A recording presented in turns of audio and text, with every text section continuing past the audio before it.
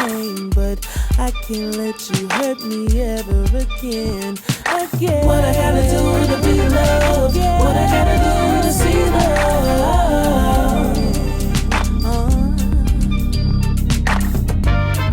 A battle I'm sure to lose. Chest wide open from the exit wounds, and you pull the trigger.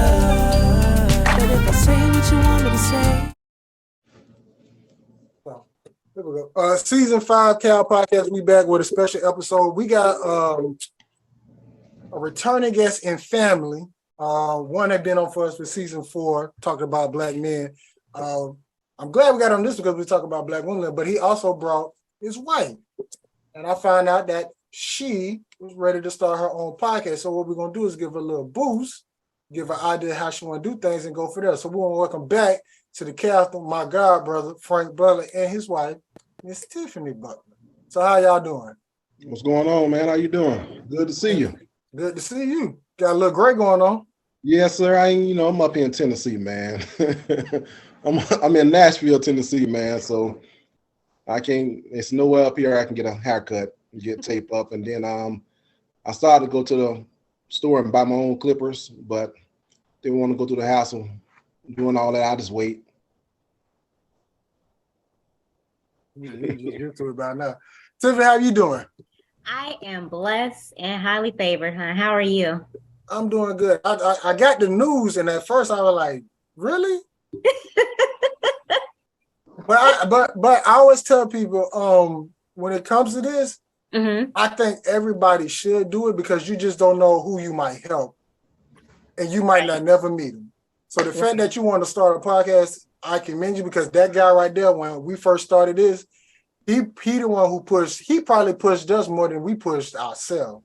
So the fact that you got him on the team, I already know this podcast, y'all podcast gonna be lit.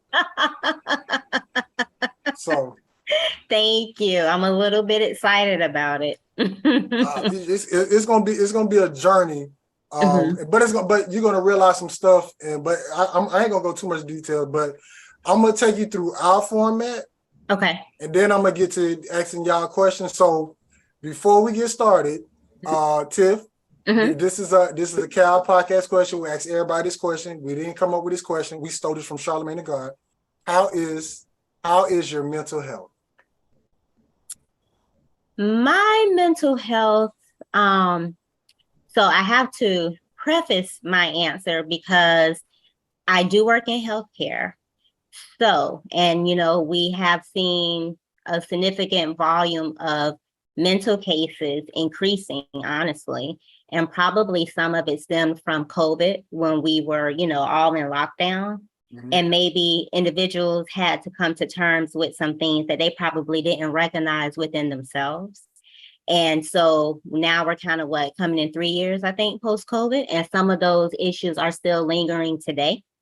Okay. So I say that to say I kind of have a handle on my mental health by way of our patients, but I also encompass that with my faith. So I think I can answer confidently and say that I think my faith is in good standings. I mean, even with my husband constantly being away, my faith definitely and my mental health definitely has to kind of be strong and strengthened on a daily because I don't have my partner here with me. But I do think that for the most part, my mental health is okay. Okay. All right. So that's the first one. Now, the second question, which I gotta ask, but even I know he probably took you through the why with it and everything else. But we do ask because, wait a minute, let me go back. Because during the pandemic, I didn't see white women, I didn't see Asian women, I didn't see Mexican women, I didn't see Russian, whatever. All I saw was black women getting attacked. So we always ask black women who get on the show, do you have a gun license? And do you have a gun? Absolutely. Yes, and yes. So yeah, we ask that question to every black woman we get on. The only one that I'm still working on is my sister. Okay. To go get her license. Now she don't have a gun. Okay. But she got my taser. Okay. Hey, you got to have something. But you got to think about one thing. Where she stays is open carry. That's why I want her to go get one.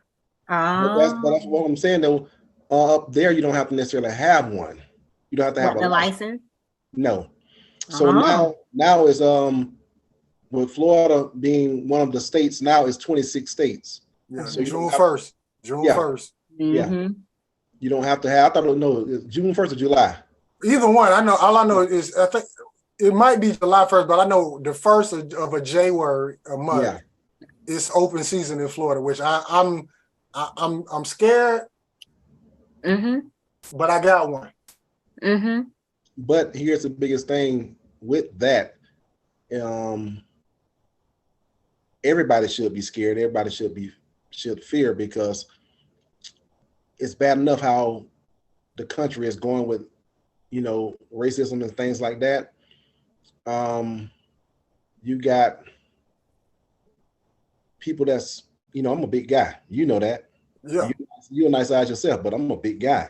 And then I work out. So on top of that, you see my stature and you see how I am, it intimidates a lot of people. Mm-hmm. It intimidates people.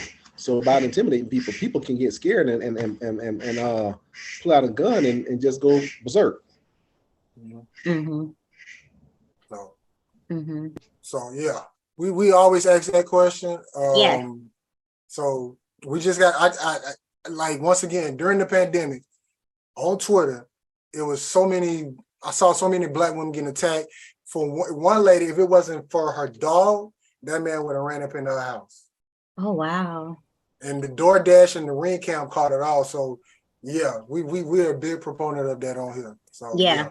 Absolutely. Let's look at the world and see what's going on all around. I mean, it's if you I don't know if either one of you have seen, but it's been attacks everywhere. Well, I mean, I focus on the Black women because that's what I saw. Now, if it we already know, like, what's the I can't think of my man name, the little boy that just got shot recently. Ralph. Ralph. Yeah. Like, even in that situation, but you wouldn't expect somebody that age to even carry a gun, just even think about protecting himself like that. Right. I mean, his background, I think, is so far from the little bit that I do know. And me and Frank were talking about this just earlier. I don't know why it hit home for me. It just, I mean, I know all of those situations, and we may be going off topic, but I know all of these situations have been, very, I don't know, it's just difficult. But for whatever reason, that one right there hits home to me. And I don't even know why it just struck me so hard the way it did. But his background doesn't give me the mindset that he's coming from somebody who would think that he would have to be protected to just go pick up his siblings. That picture that they posted when I first saw it, it's like you really had to have hate and racism in your body. Exactly. You could look at that picture and look at that boy and see he ain't even about that. Like no. The worst thing, he probably might have seen a porno and turned it off instantly. Right. It's so angelic. I guess that's what hits for me. Like, his face is so angelic and innocent looking. And I'm like, you didn't know that's what was going to meet you at the door. You know what I mean? Right or wrong. You didn't know. That's not what you expected, but thank God that he survived and, he was able to get help right away. But yeah, it's crazy. So, that's just, like, I'm gonna stay there for a second because I'm gonna ask you, as a mother. Now, you don't have, I don't know, boy, but I know you got that tall 6-foot daughter of yours. As a mother, them legs, yes. To see that story, how does it make you feel? And I think that's what it is, AJ. I think for me, because our daughter is 23. He's 16. But I mean, in all honesty, she has the number, but she's very young looking. I mean, like me, I guess, right? So we could say, she could go for 16 on any given day, right? Mm-hmm. And if we had siblings or if we had other children and we're like, Ray, go pick up, so-and-so for us or whatever, I'm expecting our children to come back home. I just sent you to simply go pick up, your siblings. I'm not expecting to get a call or however it went down that you got shot in the midst of doing so. I feel like as a mother, I will partly feel guilty because, if anything, shoot me. You know what I mean? Don't shoot my child.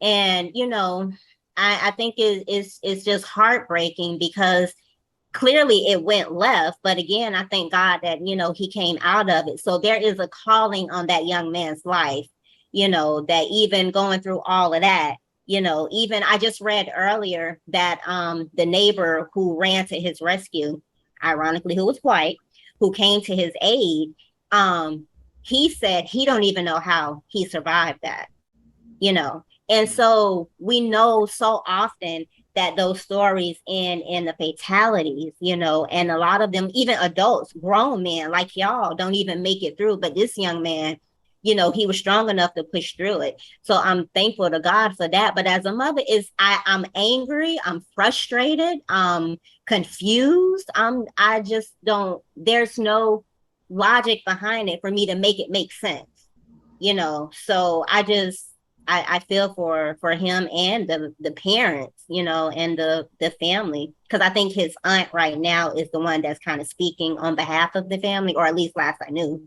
Yeah. So I'm just praying for all of them. But yeah, it makes me angry. I have a nephew that age, I think he might be 17, and so that could have easily been him. And, in all honesty, he's about the same as him. He's not troublemaking. He's not out in the streets and hanging out with the wrong crowds. He's going to school. He's trying to get college off the ground. He runs track. He plays soccer. That could have easily been him. And so I think I would feel just as strongly with him being my nephew as if it were my own, because it just does not make sense. And I don't, and so this person who shot him is what, 85? He's an 85-year, and so that's your immediate response to somebody knocking on your door? He looked like somebody straight from Godfather. Right, I saw the picture. He looked like somebody straight from Godfather. When I saw that picture, I was like, yeah, he. Right. I knew it was a white man, but when I saw that picture, I was like, yeah. But you also got to look at this with him as well. Sometimes when they up in age like that, not making an excuse for him, because I feel the same way, but just letting y'all know sometimes when people are up in age and sometimes 80 and older, they don't think how we would think. They already set in their ways with so many different things. So if they already set in their ways and they up that age, their mind is going, they thinking about something totally different. They think about that person coming in their house. They think about this, they think about that. And sometimes it be like that when people are up age. Not making no excuse for him, but a lot of people think like that. That's of that age. Mm-hmm. I get it. So, all right. So now look, this season we got our cards, which if y'all, you can come with little ideas for your podcast, I haven't do it. But this season we got cards from tonight's conversation. Now, it's 2 of y'all. So it's going to be 7 questions. Okay. So y'all can either pick 4 nasty, 3 relationship, 4 relationship, 3 nasty. I'm gonna let y'all choose. Oh, so we got to pick the nasty. Okay. Yeah, I ain't gonna let you slide off like that. We got, we part of a church. We got church members. Right. Y'all got, but so I'm glad you brought that church member up, because y'all married. So whatever y'all do, it's good in God's eyes. Yeah. And like y'all doing something behind closed doors. Guys, look, I what is it? Dang, I forget this Bible verse. Oh my God, I forget this Bible verse. But it says something about late. God wants you to not more fruitful and multiply, but something nasty with your spouse. It's in the Bible. It's in, oh my God. What? I think it's in Solomon. Okay. It's in the book of Solomon. I take your word for it. Well, anyways, but y'all married, so it don't matter what happened. Y'all with each other. Hey. Even if y'all bring, not saying y'all do, if y'all bring somebody in, that's y'all decision. It's all good. Well, that's gonna happen. But I'm gonna just pick for y'all. We're gonna do 4 relationships, 3 nasty. Okay, I was gonna go with that, but okay, cool. Yeah. Shout out to Crossroad Church of Jacksonville. Shout out to Vern. So okay. So I gotta ask you, Tim, in your own opinion. Mm-hmm. What is the state of Black women in the year 2023 in your own opinion? What is the state of Black women? In your own opinion. In my own opinion? In your own opinion. Okay. Speaking as me as the wife, or just in general? I'm talking about Black women in general. What do Tiff see right now in 2020 where she say Black women Is it a good? Is it bad? Can they do better? Are they doing great? Are they steady? Are they at a medium, high, low? What is your opinion? I feel like they could. Talk to us. I am because so I'm a very observant person, and my circle is very small when it comes to just people in general, I guess. But I see and hear quite a bit and don't often speak about it. So I say that to say, I feel like Black women can do better, honestly. But I'm having to look at this in the view of the way and the standard I uphold myself and the way I hold myself for our daughter to see the way I am both in the house and outside the door, right? Mm-hmm. So fortunate enough to come from a home with both mom and dad, been married 44 years, strong, ups and downs, of course, but still together, still rocking it. So I just feel like today Black women have on either side of it, they either want too much, right? Or their standards are somewhat low, and maybe mixing that with self-esteem too. I feel like we put too much of an expectation on man and not enough on ourselves. But at the same time, there's a balance, right? I wholeheartedly believe in, like, for example, with Frank being my husband, as a man, he's the provider of the family. He's the head of the household. And then I align with that, falling underneath that. But I just feel like Black women are a little bit too free in certain areas. They either lack or overcompensate. I gotta hear your opinion, Frank. This is gonna be good. Mm-hmm. But they still talk about you from season 4. But go ahead, my boy. I'm not even surprised. Wow. Don't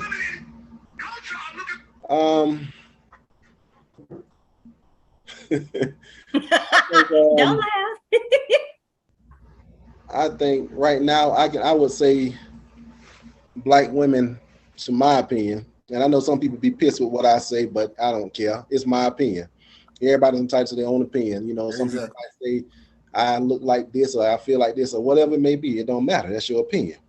So my opinion is a 50-50 thing. I'm married to a beautiful black lady. My wife, I love her. And she does her part. She holds her own. It's not me. She holds her own. And even when times when she know I'm going through different things, I just don't be like whatever, she still prays for me. She still hold it down. And so,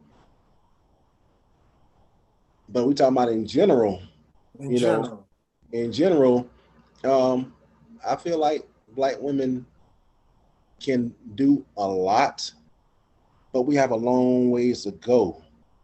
And it's a 50-50 thing, because we got some of them that's mature enough to handle certain things, and we got some that's immature. We got some that's wanna what are they, hands on your knees, how that song go, hands on your knees and all that. You got some that's still stuck in that, that's stuck in there, and they think all it is. And I enjoy it. But go ahead. This ain't about me. This ain't about me. This is about y'all.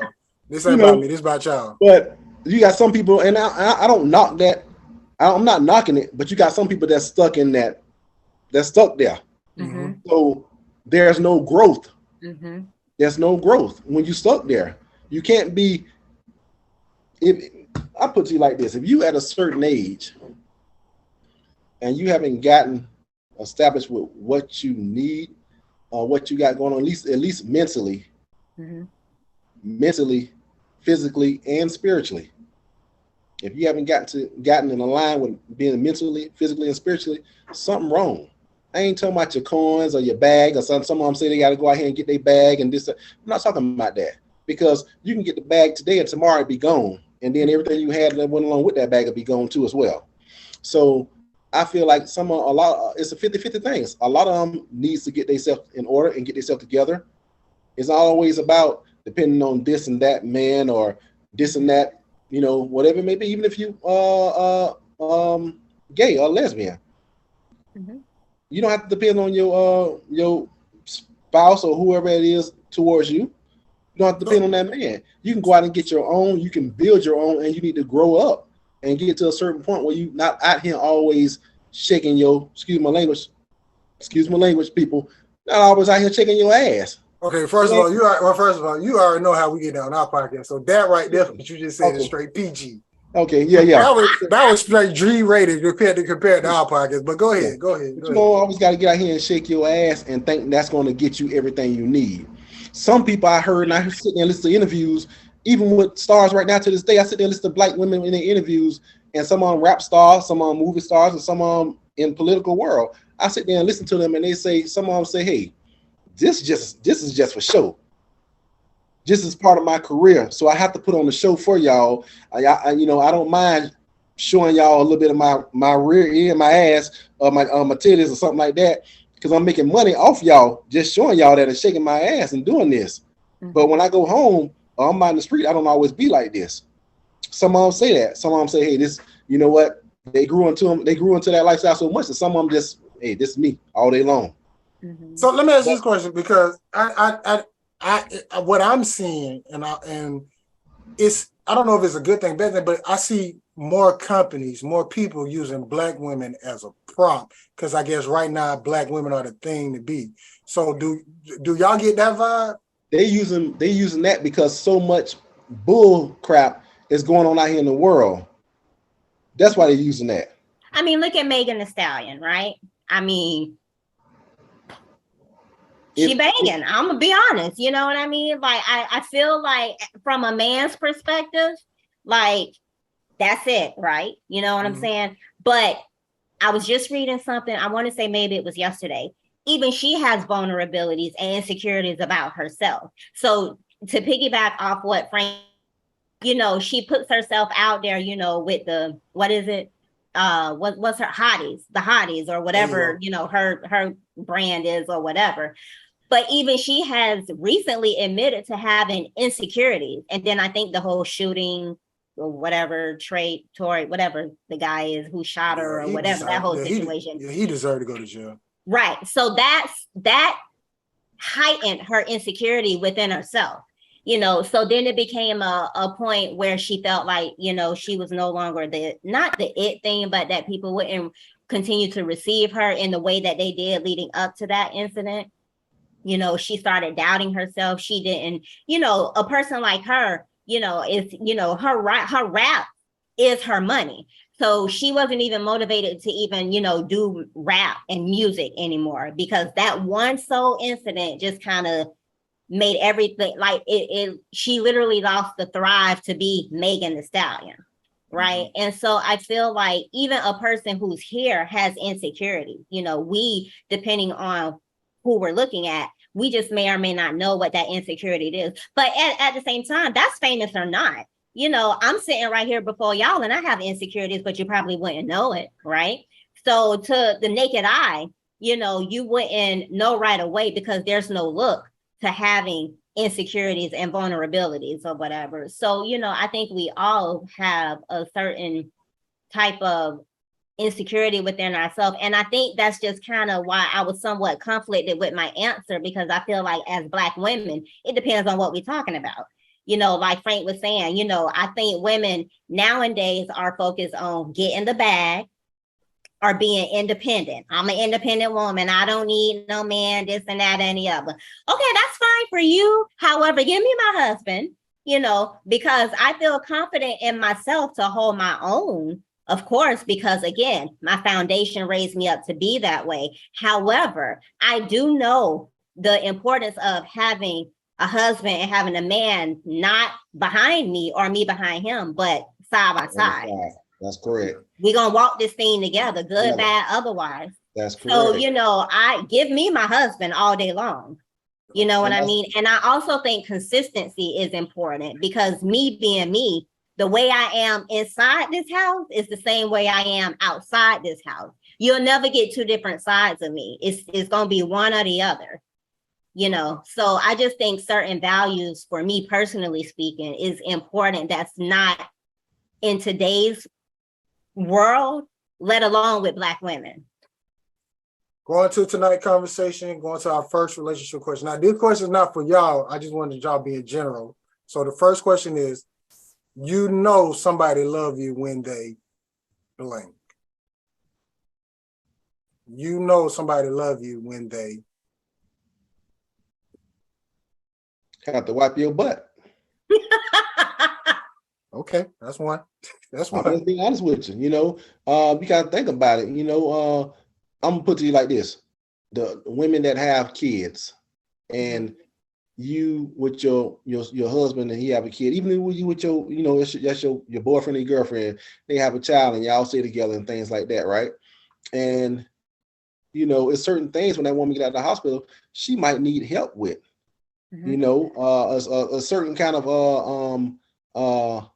undies, whatever the things look like, some adult diapers look like it, that they give the women. But sometimes they have to put on, and you have to help your lady, your wife, your lady, whoever it is in your life, out with after they have a child. You have to help them out. Some things they're gonna need help with. So yeah, and sometimes, you know, being a man, and most men don't like to wipe their own behind. I get back though. I might have to take a shower. Yeah. But I'm just saying, some of them don't. Some of them, you can, the smell will hit you before they get to you. Mm-hmm. So, wipe your behind, Tiff. You know, somebody love you when they. I feel like I do. Yes, I wholeheartedly agree with that. But what first came to mind also was, you know, somebody loves you when they demonstrate unconditional love for you. So we're all growing. No one person has it all figured out. I mean, no one person does. We may be halfway there, 80, 90% there, but we're not 100% there. So we fall short on a daily, right? And so we're going to make mistakes. We're going to do things that we probably didn't mean to do or say. But you know, a person loves you when you have maybe hurt them, but yet they never really leave, and they're continuing to be there to witness your growth. That's a good one. All right, going to the nasty question. How important is great sex in the relationship? And remember, y'all married. How important is? Say it again, because I feel like you threw a word in there. How important is great sex in the relationship? Right. So why? What? So great. I mean, what you mean? Yeah. what you mean great? To me, I would say, I got it. You got it. Yeah, I mean, you got to what you mean great, but so let me switch it, because how important is good sex in a relationship, and what is your interpretation of good?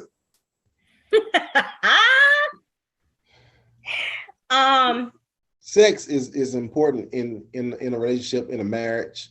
Hold on, let me. I tell you what. Let me do better. I'm gonna say sex, but not just the sexual activities. Everything surrounded, cuddling, foreplay, taking your wife out to dinner, doing stuff like this and that. How important is all that stuff getting to the sex? Okay. That gives it a little bit more context. Yeah, that plays a role. It plays a major role, because you look for certain things at times. And honestly, sometimes you don't look for nothing, because when you're married, you know, in your mind, we can go out, we can go to the grocery store. We can go to the grocery store. And you might, you know what I'm saying, this we can go to the grocery store, and you going in one aisle, and you walk down, you turn right down the aisle, you see the way she walk or something like that, and you'd be like, oh man, okay, hey, you know what I'm saying? So it's different things that, you know, you can do. We can sit there and have a conversation on the phone or text back and forth, and you can do things to stimulate my mind, or I can do things to stimulate her mind. Yeah, okay, now we're talking. Huh? Yeah. No, we talk. Go ahead, I'm listening. Then you know, hey, you might get that text. Hey, once you get to the house, hey, you know, XYZ, this, that, and the other. But you know, it's just, you know, it depends on what the situation is or what the hand is. You know, you don't always got to say, hey, we're gonna, you know, at times, you know, you have your times when, hey, we're gonna go on a romantic date and we're gonna do this and do that and do this. But that's cool and that's nice and that's beautiful. But that spontaneous, that's what gets me. So, fellas, from Frank Butler, take your girl to Publix, Winn-Dixie, Walmart, Whole Foods. Just let her take her down and say, "Hey, baby, why don't you go down the aisle first?" Listen, and you will get some great sex. That's what the vibe I'm getting from Frank Butler. You might have like to me, you could be sitting there, like I said, you could be texting, or what they call it, sexting. You could be doing things like that. You can have a conversation on the phone. Ladies, the sweatpants, wear it down the aisle at the grocery store. But it ain't always that. It could be like, hey, you know what? Hey, I got this outfit for you, because I buy my wife stuff all the time. You know, 50% of her clothes, I think I bought them. Right. So I buy stuff for her all the time, from her, you know, clothes to everything else. I don't. That's me, but that's me doing for my wife like that. So by me, I'm gonna keep the grocery store part in. I'm just gonna throw that at you. Yeah. So by me doing that, you know, I might be like, hey, we going to XYZ. Like, we went to one of her coworkers' wedding. So we went to her coworker wedding. Hey, why don't you wear XYZ? Because I want to see you in that. Certain things like that, and then we go to the wedding, we dance, we party, we have a nice little time. When we get home, and you know, hey, let's you know, and we talking on the way home, and it go from one thing to another. I don't mean to cut you off, but see, that's what I wanted to hear. Stuff like, hey, put this on. Yeah. And you still went out. Yeah. You still had a good time, went to a party, y'all went there. But that the start of it started with put that on. Yeah. Right. Because I believe in, so, you know, and he's right. I got to be honest. About 60% of my wardrobe is from him. And I'm very much appreciative, but I also keep in my mind, okay, so this is kind of like what Babe likes, you know, what he likes to see me in. Like, he think this would look rather nice on me. So does that get you going? When he said, does that get you going? He be like, hey, put this on. You be like, oh, he might. Oh, absolutely. That's too much neck roll. That's too much. That's too much neck roll. Listen. I will take that sucker to the cleaners. I will iron it myself. Okay. Look, that neck roll. Some of these questions in here. That was just a simple peachy question. Okay, Till. All right, I'm gonna let you finish. Go ahead. Yeah, but I think all of that is important. You know, the buildup is important, leading to the actual physical part, right? And then I believe that, you know, if we're all familiar with, you know, like, everybody has a different love language. And so I kind of have over the years learned of my husband's love language.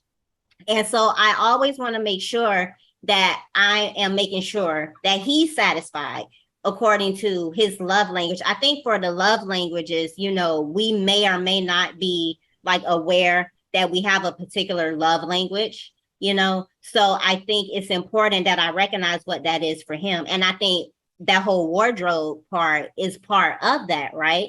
And so I always want to make sure that I look nice for my husband, you know, and be presentable and things like that. And then I think all of that is, you know, the buildup to the physical part.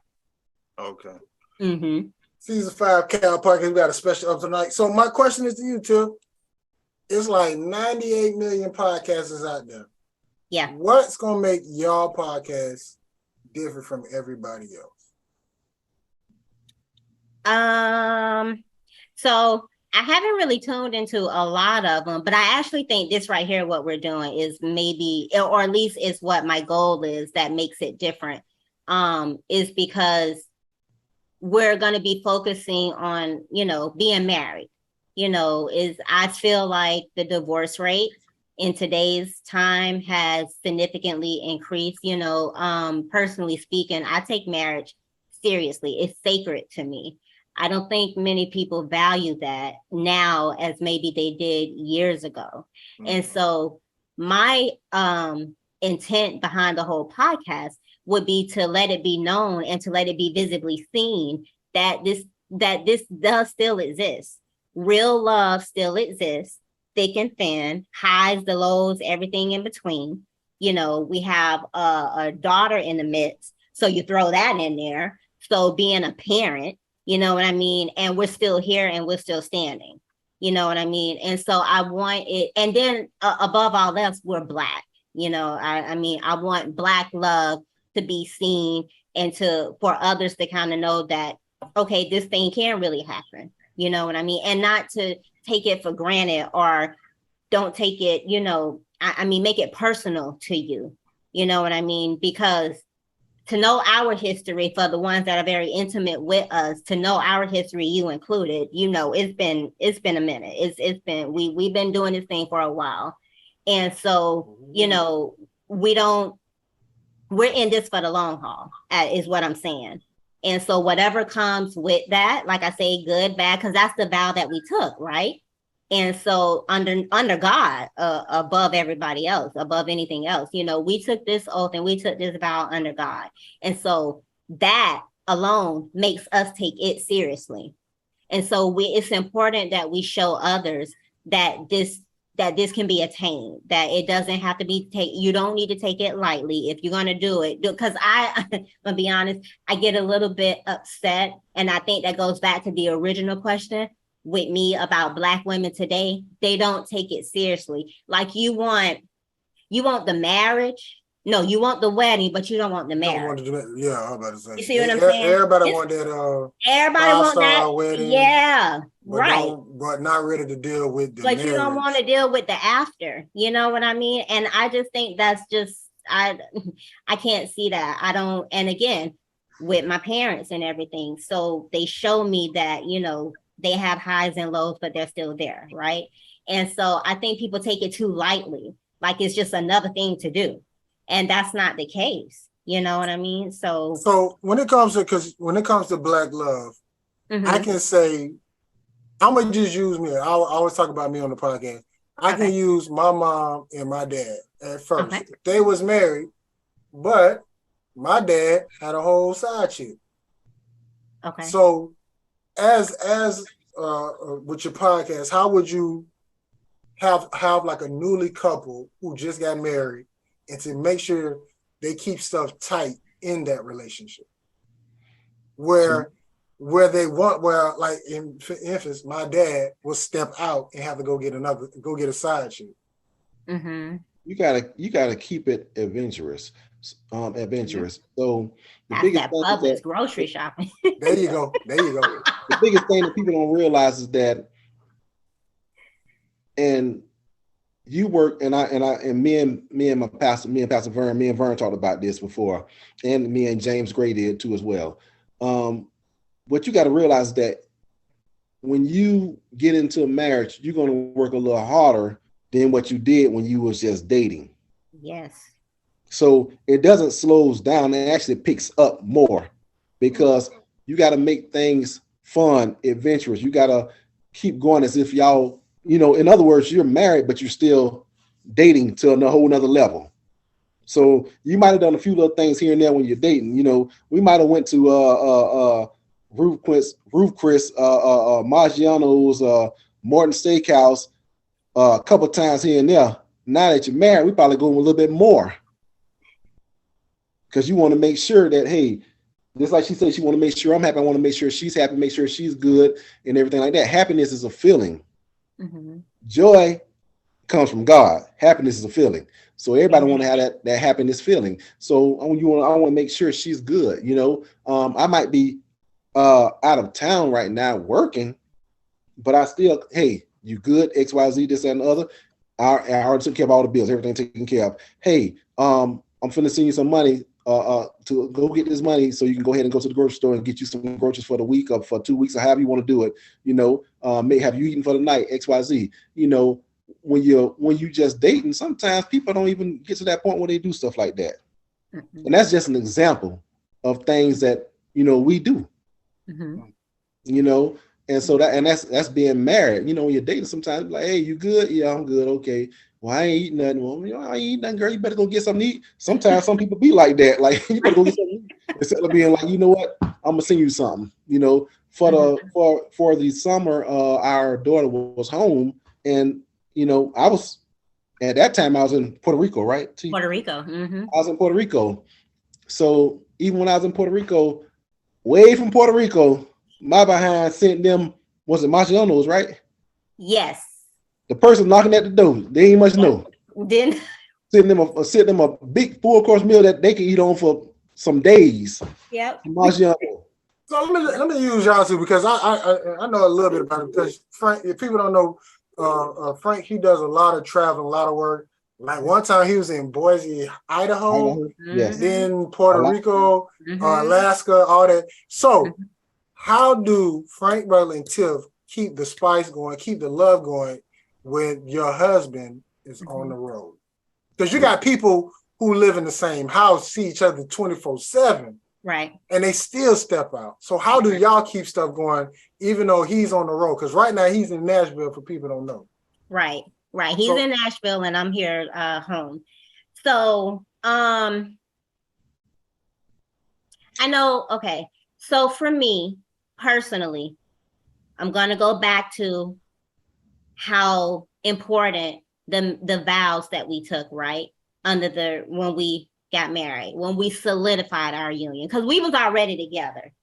But when we solidified our union under God, that, like he said, that takes it to a whole nother level, right?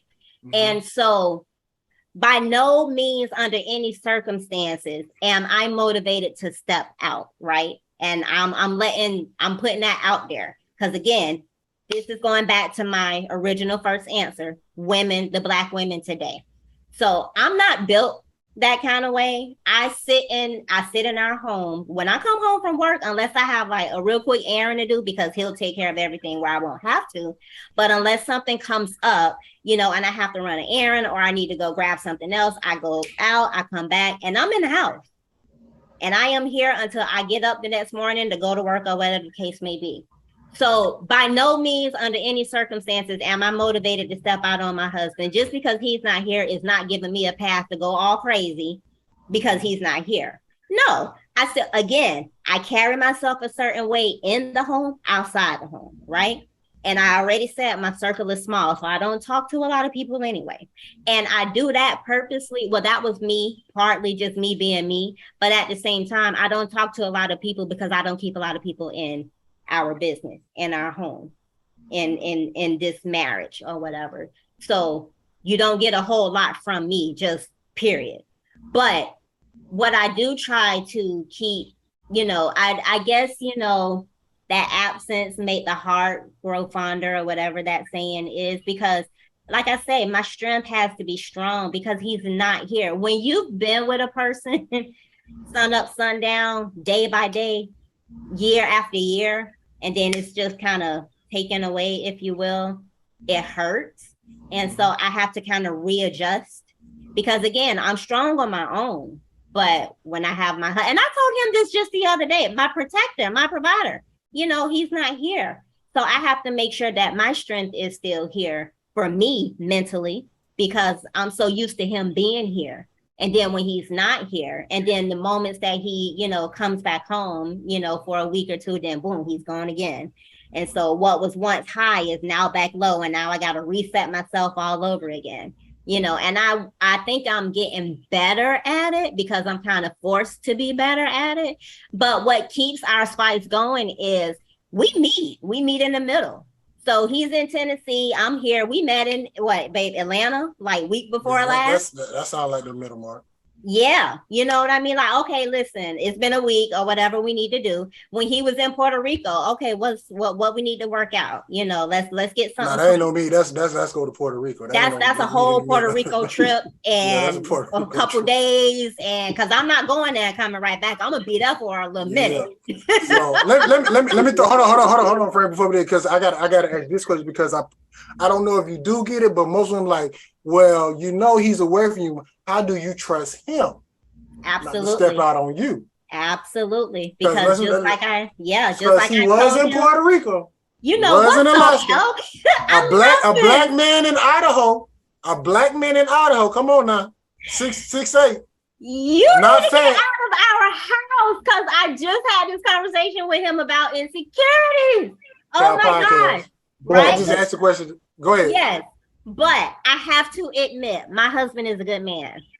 And he has never given me a reason to doubt him that he has even, he'll call me talking about the women that's half naked on the street of Puerto Rico. Like, you know, look at this one. She's showing out, you know, she's showing her rump and this and that. But even prior to him being on the road, just, you know, here or not, he's never really given me a reason to doubt and to not trust him. I have total 100% trust in him. So let's flip it. Going back to the same two questions. This first question first. How does it affect you knowing that you're away from your spouse? It affects me a lot because I'm away from her and I don't have that, you know, I might be a big guy, but like most people, well, like her, like she say, and some other people say, I'm a big bear, big teddy bear. Mm-hmm. So I'm a big guy, but I'm soft. But when you piss me off, yeah, you will get that grizzly.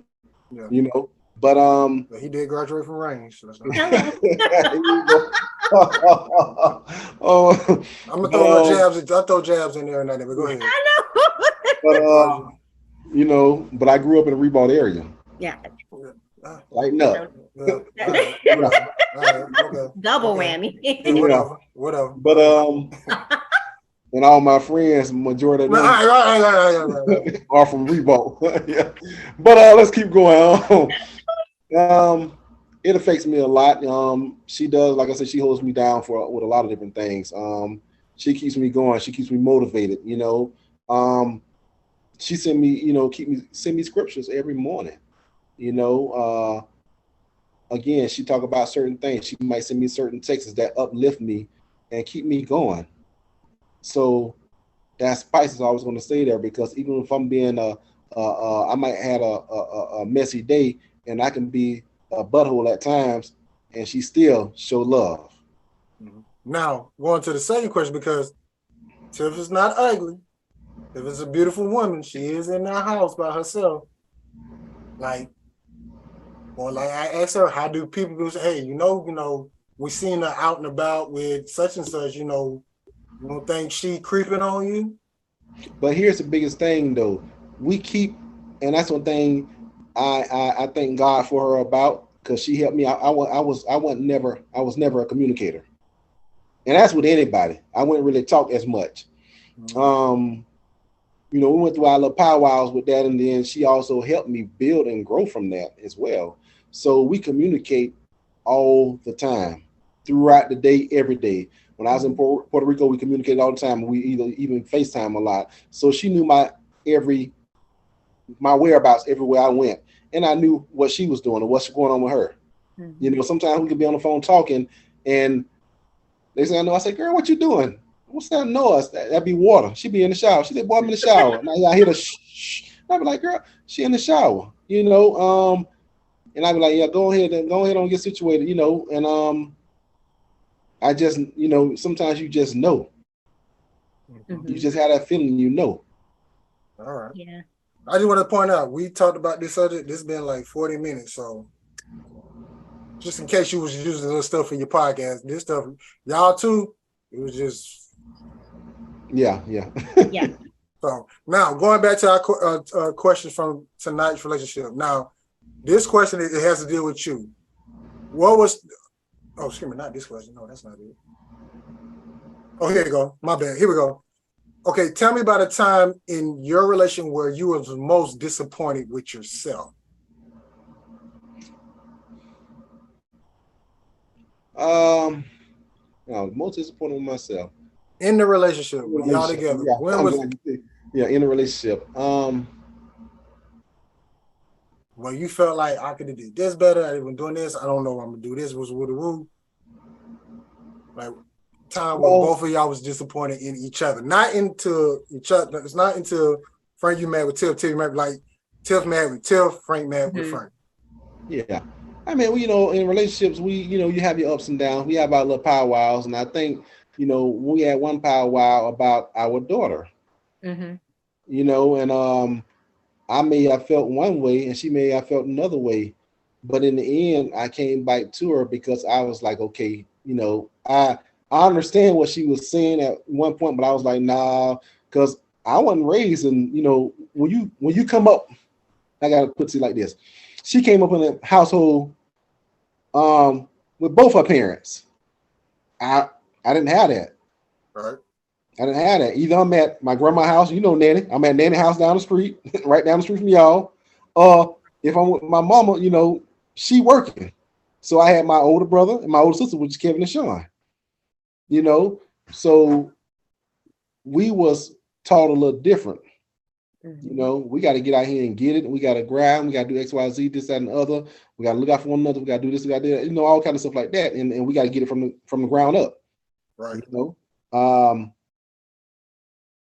We was taught about how to have manners and respect people, but also how to kick ass, take names, ask questions later.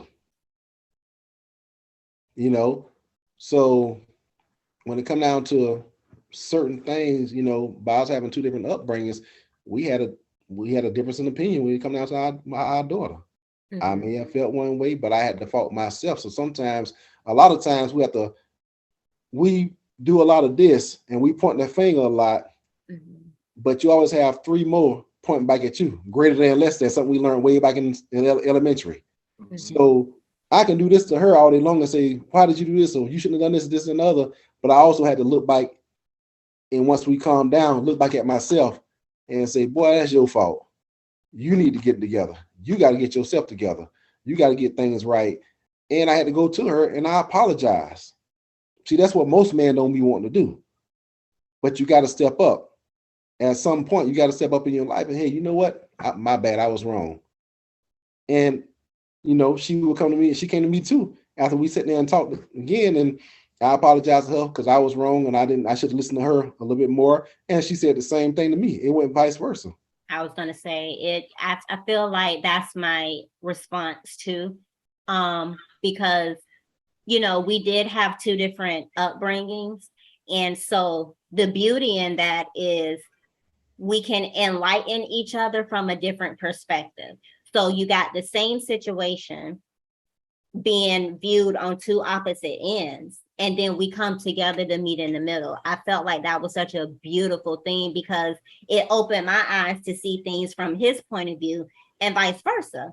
Mm-hmm. And so because it's our daughter, no less, we're going to try to figure this thing out, right? And so we meet in the middle. And in doing and beyond that, it made me reflect myself because, you have to take inventory of yourself. That's my husband, but he's not responsible for me. I'm responsible for my own actions. So, of course, 50% of that situation was partly my fault as well. So we have to be mature enough to acknowledge it, recognize it, accept it, and then grow from it, right? And because it's only a mistake if you keep doing it. And I'm so free with my apologies, but when it's under the right circumstances, because to know me is to know I never hurt anybody intentionally. That is never my intent, to hurt anybody intentionally.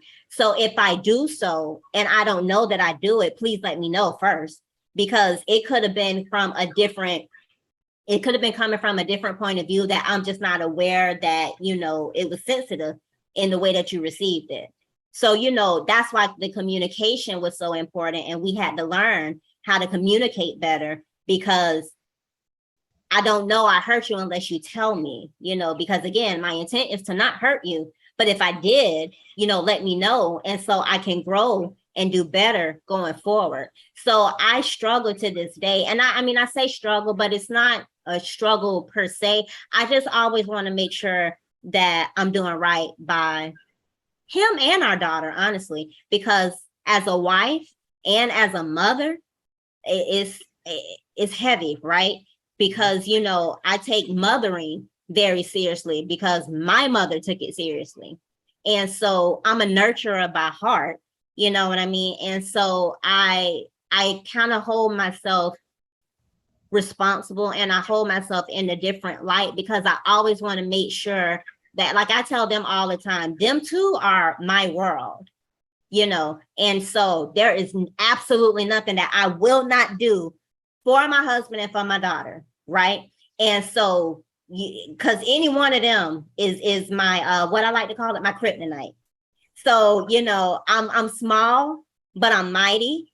But when it comes to either one of them, I break down. I'm just so you might as well just throw me away or whatever. So I carry the role as a wife and the role as a mother very seriously. And sometimes I even ask myself, am I doing this right?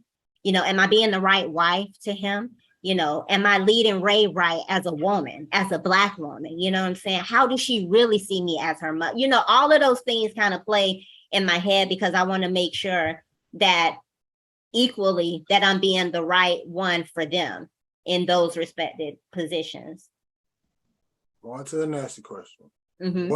What song do you say that gets you in the mood? Ain't What no song? Yeah, ain't no song for me. A song. When you hear it, it's like, yo. I ain't ever had that experience. I ain't gonna lie to you. A song that made me, oh yeah, nah, I don't need no song. And music is my thing, but I don't know I love music, but I don't need no song to get me in the mood. I don't know if I have a song. It is not about getting in the mood, but when you hear this song, you like, I'll tell you this, it's a song right now I just heard, I've been listening to. When I hear it, I think of this young lady.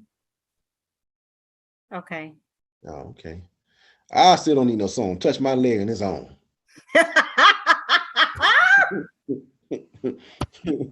I still don't need no song.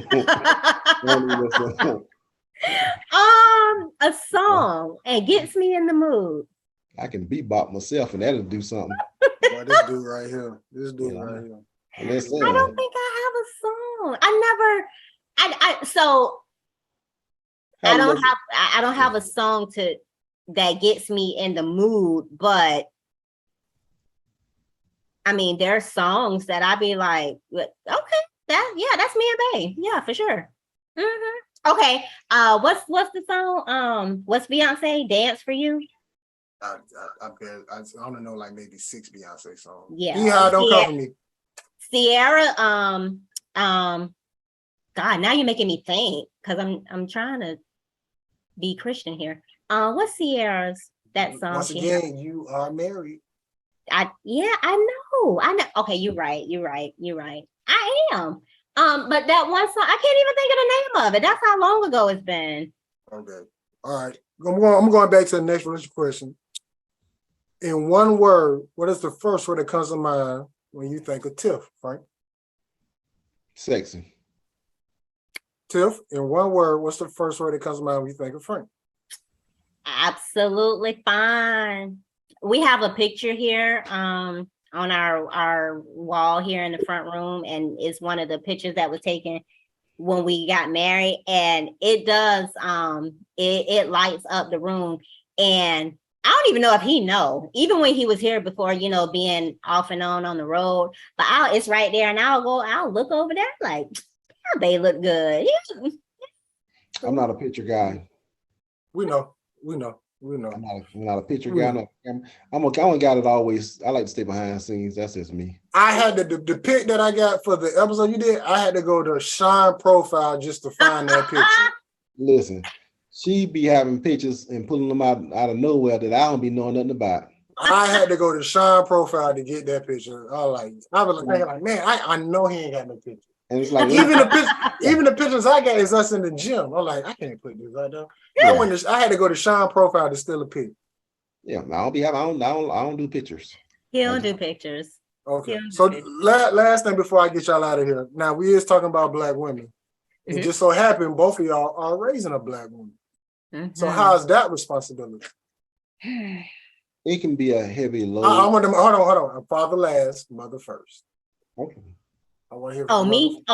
Mother first. You saw me. Because he went first on the last two. So then you going first on this one. Okay. And tell me again, what was the question?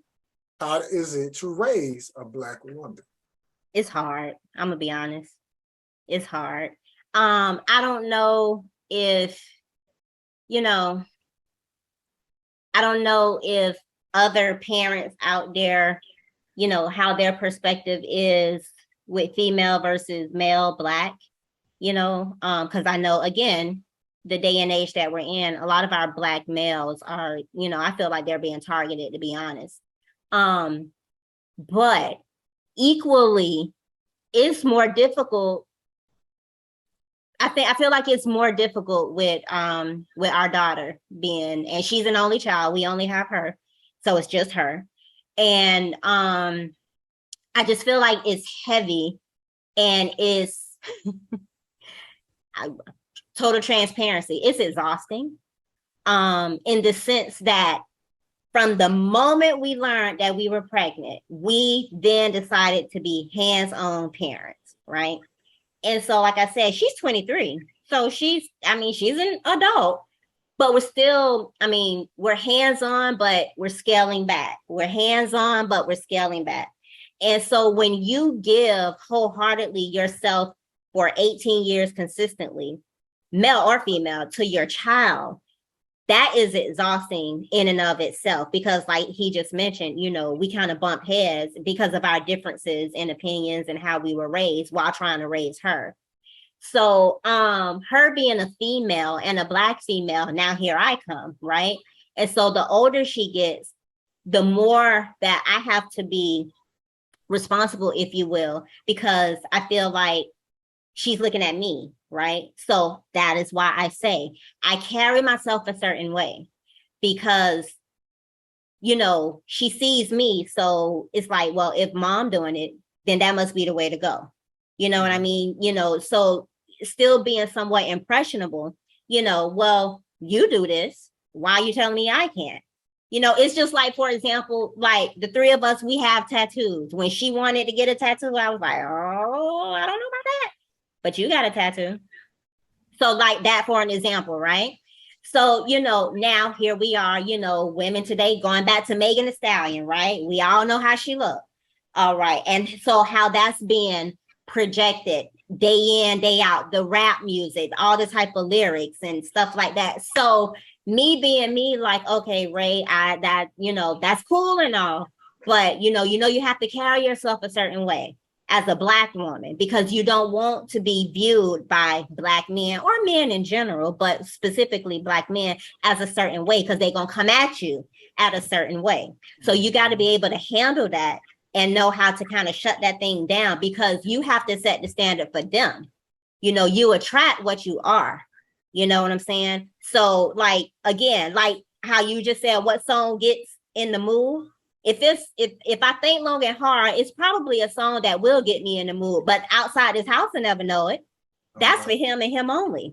Because outside of here, I carry myself a certain way. So I always keep that in mind, because I want her to see, well, this is how mom was. And that goes for work. That goes for, after work, the circles that I'm in, the words that come out of my mouth, the way I even talk to her.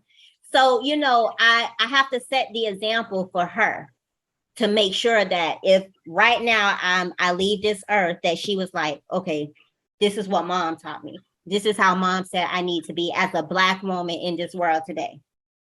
Now, I am, we do raise her to be independent and strong-minded, and she get that from him. She's very opinionated, and she speaks her mind. So that's him. And so that was something for me to get used to, because she would, sometimes depending on her mood, she'll come back. And I'm like, oh, okay, I wasn't ready for that. Okay, so let me tell you then where I'm coming from. And so, it's just it's a balancing act, and so I always thought that it was going to be easier. I was like, I want a boy. It's just so much easier. Give him a haircut, give him a couple of t-shirts, sneakers, go on about his business, This thing here as a female is a whole nother other type of thing. And so I have to say that God gave us her to teach her certain things, because what she doesn't get from me, she gets from him, and vice versa. And so I think it's the perfect blend. Hopefully we're doing it right. All right, Frank, raising a black woman. Yeah, How's it going? it's rough. It's hard. Because she got times that she will piss you off and you just be wanting to choke the hell out of her. I ain't gonna lie to you. Yes, amen. I gotta show her different. And I talk to her different. Now sometimes I got my times I just go off. I just go off. I tell her how I feel. But I still have to come back and straighten that up and tell her why I be like that, why I do certain things, because I love her. I want to see her succeed. I want her. That's like her mother just said. It's being in this world right now, in this society with all the different stuff going on out here and all different little rap stuff. People can get caught up on that, and they get caught up in that lifestyle, and it's not who they really are. It's not their lifestyle to live. At least I feel that way anyway. But it can get rough, and you just try to. Only thing we can do right now at this point is still guide her. We still are her parents. We still guide her. We still, we tell her now, hey, do what you feel best, but let me give you this. It can get rough just by doing that, because sometimes they try to understand, or she may feel like, hey, y'all trying to block me from certain things. No, we're not trying to block you, just trying to give you, hey, something that we probably done been through already. So I tell every black woman, every black man or woman that's raising a beautiful black lady like ours, hey, you gotta have some kind of compassion to a certain extent. You gotta understand where they're coming from, but you also gotta continuously guide them and teach them and show them, because you don't want them around here with the how that song go, hands on your knees or something like that, whatever. You don't want them to be doing that. And then next thing next thing you know, a video come across your phone and you see them hands on your knees. I mean certain things that you just wouldn't like to see. But I still tell her, whatever you do, make sure you be the best at it. Okay. Now this question might be off topic, but this question is that you. Hey, my man, you was in Atlanta around about 94 with this Freaknik documentary coming out. I heard about that. Hey, look, I just thought about it. Like, yeah, you was going creeping up and back in Atlanta for a minute. Yeah, I was. Yeah, I mean, I done been to all that stuff. Black College Reunion, when it was the real Black College Reunion alone, when Freaknik was going on and all that. My brother up there, Kevin, my oldest brother up there, and he used to call when stuff he's going and say, "Hey, are you up here?" I do. All right. Well, listen, we'll cut this part out so the church will never find out. Okay. So, Tim, this is the part where we got our Cal podcast questions. It's going to be the one or the other, fill in the blank, or you get to choose. So, the first question, Tim, love or money? Love. Financial literacy or health literacy? Oh, financial literacy. Okay, this one is you can pick 1 out of 3 or 2 out of 3, but you can't pick 3 out of 3. Okay. T-shirt and panties, lingerie, or nothing at all.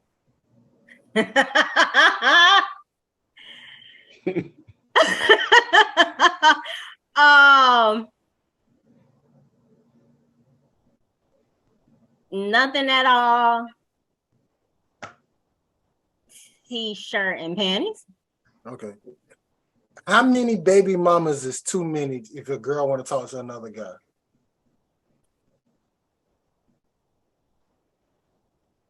How many baby? That's for me, right? Yeah. So if you was giving advice to another girl, and she's going to do it, and she say this man got this many baby mamas, how many is too many?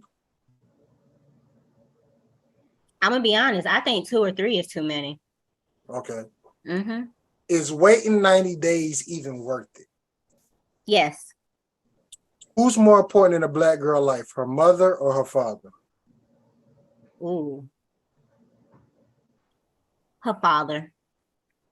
What's the best advice a black woman ever gave you? Be me and be good at it. Okay, fill in the blank. Black men should for black women. Black men should for black women.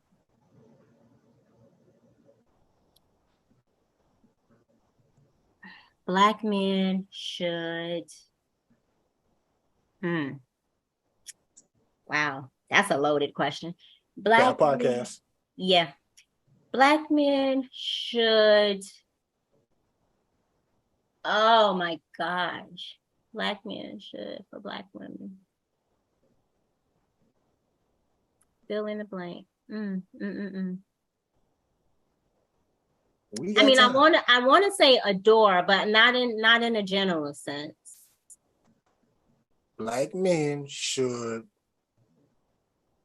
adore Black women.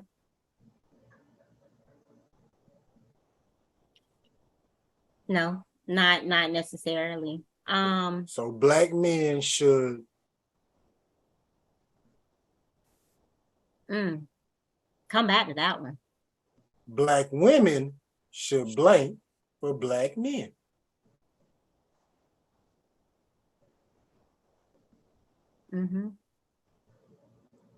Yeah, Black women should uphold, if that fits it. Like, you know, I have to make sure my man is good. I have to make sure he's strong. So whatever that word is. All right. Now we're going back. Black men should blank for Black women.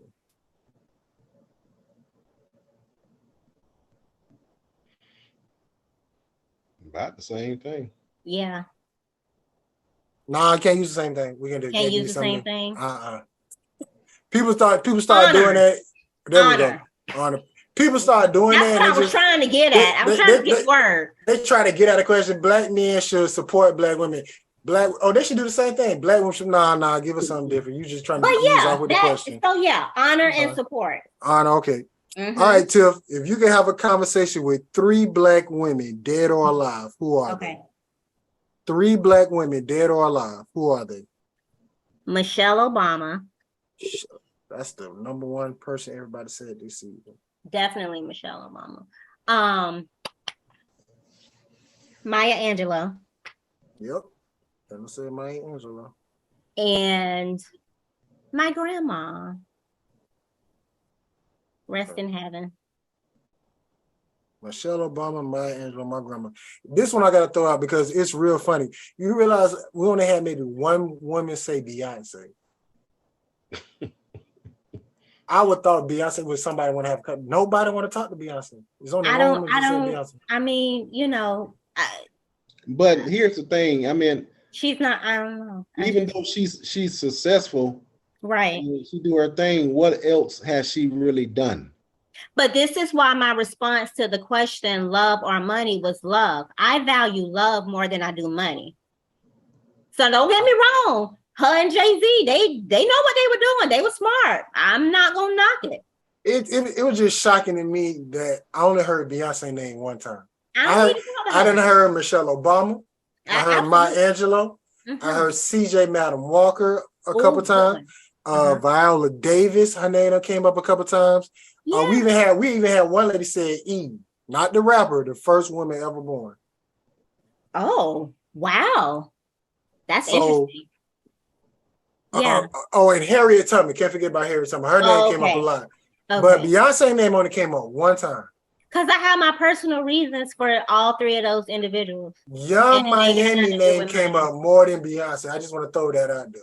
Are you serious? I am so serious. Whose name? Young Miami, Carisha. Are you serious?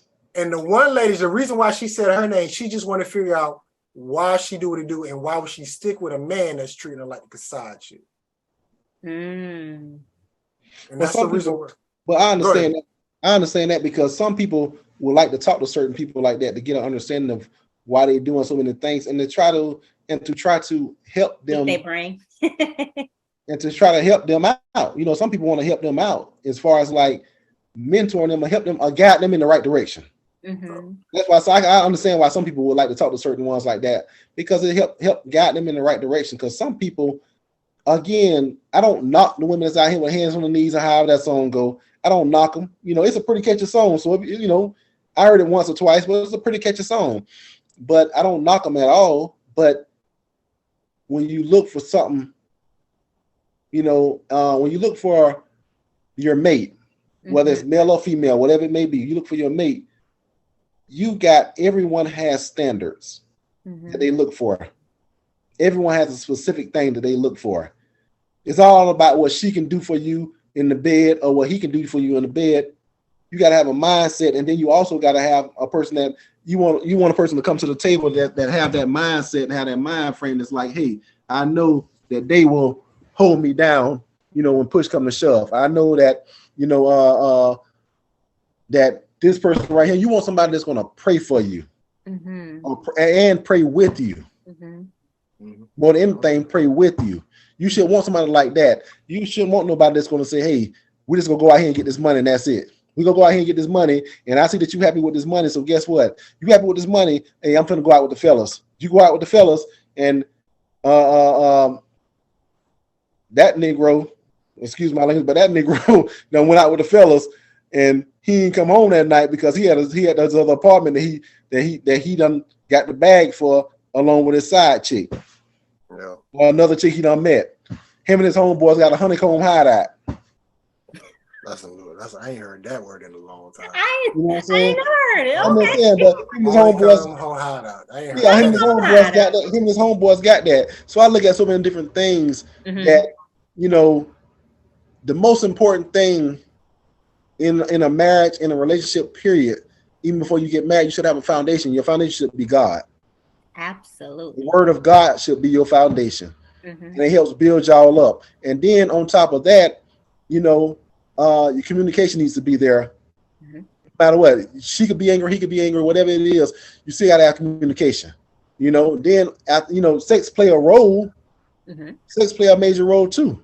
Because you want to keep each other, you want to make each other feel good, you want to keep each other happy. But sometimes, it ain't always got to be like, okay, we got to do this thing. You can have mental sex, because you want a person to make love to your mind first. That'll stimulate everything else, because your mind simulates everything else in your body. Your mind tell your body what to do, so they got to stimulate your mind. Make love to your mind, and then everything else will flow. Everything else will flow. So if you just get in there, if you just having sex with a person, they haven't made love to your mind first, y'all ain't having sex. I mean, y'all actually having sex, but you're not making love. You actually having sex. In other words, when some people say you just fucking. Crossroads Christian Church. Crossroads, forgive me, but I'm just being honest. That's all you're doing. That's all you're doing.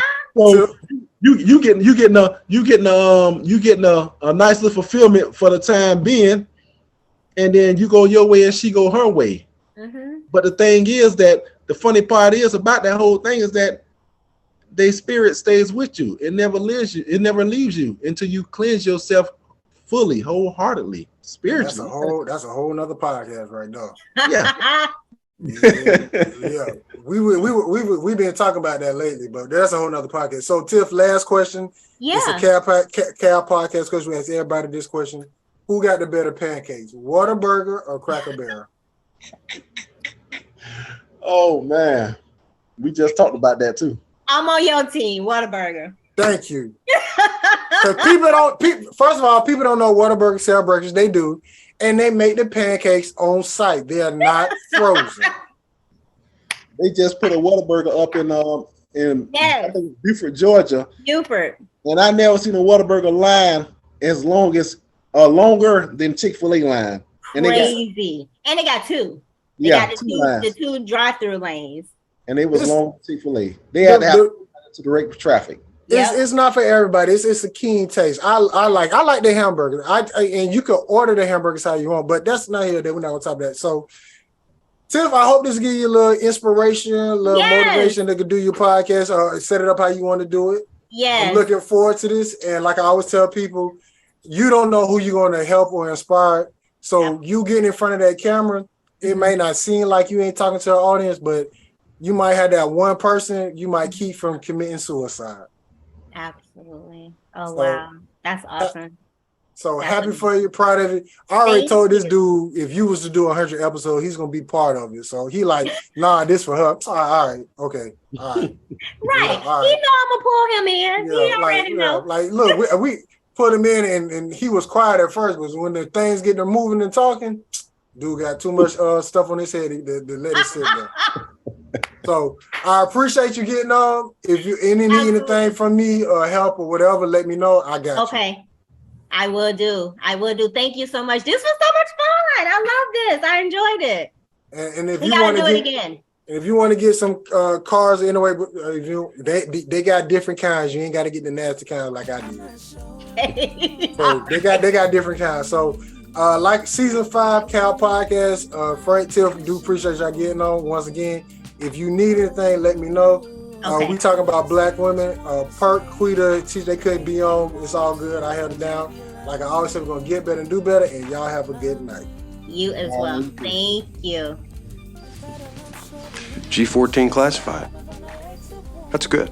Headline, Starlight. Long live DJ Star.